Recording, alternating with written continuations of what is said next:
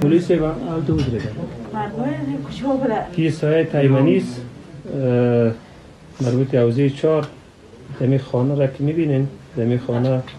یه خانه گاز گرفته این سیاسر همراه طفلک های خود شهید شده 2 تا سیاسر است یعنی 4 تا طفل است 1 طفل میبینین یه سیاسر را میبینین دیگه سیاسر را میبینین طفل دیگر را میبینین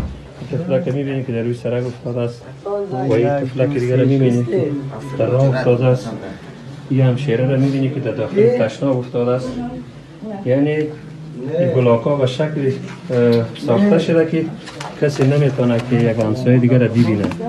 مثلا از بلاک با دیگر رای نیستن این گاز را میبینی این گاز بوده این گاز گرفته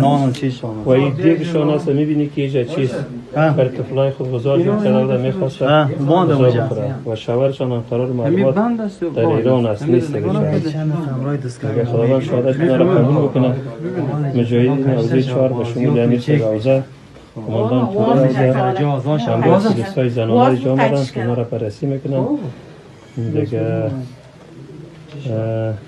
قرار عزیز قبیل است که اینا را گاز گرفته و محادثه دیگه نبوده فقط گاز بوده گاز همین تو وا شده همشیره گاز وا بود نه؟ واز بود گاز واز بود کپسول گاز کجاست؟ چیش کجاست؟ گاز کجاست؟